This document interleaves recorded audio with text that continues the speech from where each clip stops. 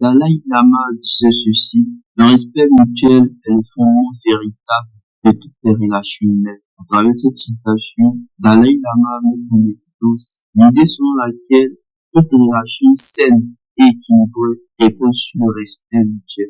Que ce soit en amitié, en amour, en famille ou dans le milieu professionnel, le respect constitue un pilier essentiel permettant d'établir des liens solides et harmonieux. Dans cette vidéo, nous vous présenterons 4 clés fondamentales pour instaurer le respect ou le regagner lorsqu'il a été perdu. Plus attendre, passons à la vidéo. De nombreuses personnes ressentent une grande tristesse lorsqu'elles constatent qu'on ne les accorde aucun respect.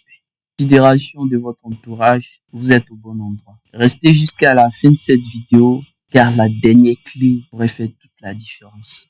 La première clé pour imposer le respect ou même regagner le respect perdu consiste à se respecter soi-même. Cela commence par l'honneur que l'on accorde à ses propres engagements. Cessez de vous faire des promesses sans les tenir. Beaucoup ont cette mauvaise habitude de dire demain je ferai ceci ou cela, ou encore d'ici la fin du mois je dois impérativement lire 20 livres. Mais une fois le moment venu, rien n'est accompli. Ce comportement nuit à votre estime de vous-même et impacte directement votre confiance en vous. Comment pourrait-on, d'après tout, faire confiance à une personne qui se ment à elle-même? Ensuite, il est essentiel de prendre soin de son apparence. Soignez votre visage, portez des vêtements propres et bien entretenus. Veillez à votre hygiène bucco-dentaire, c'est vraiment important. Et utilisez du parfum si nécessaire. Pratiquez aussi une activité sportive dans le but d'avoir un corps beaucoup plus athlétique. L'image que vous projetez influence la manière dont les autres vous perçoivent. Par conséquent, le respect qu'ils vous accordent.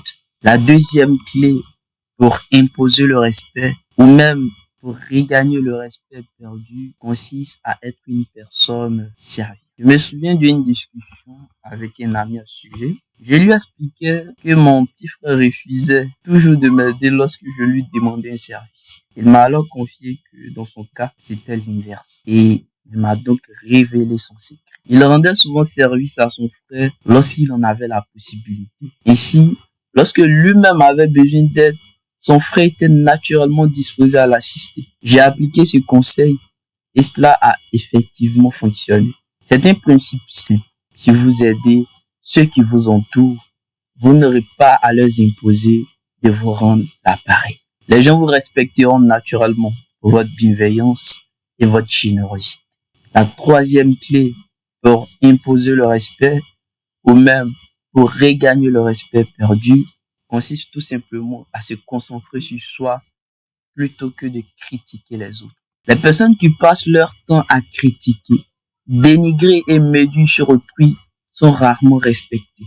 Évitez de formuler des critiques incessantes, même si elles sont fondées, car lorsque les gens apprendront que vous avez tenu des propos négatifs à leur sujet, ils perdront toute estime pour vous.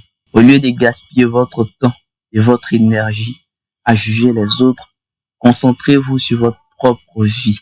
Après tout, comment avancer si l'on consacre tout son temps à parler des autres?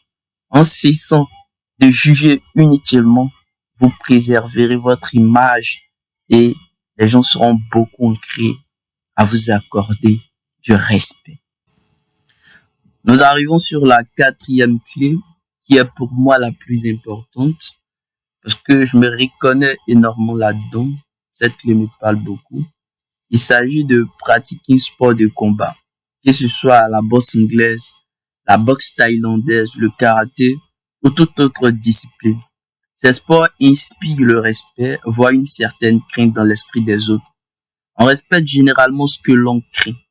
Attention, il ne s'agit pas d'utiliser ses compétences pour frapper qui que ce soit, mais plutôt d'affirmer sa présence et de dégager une assurance naturelle qui impose le respect.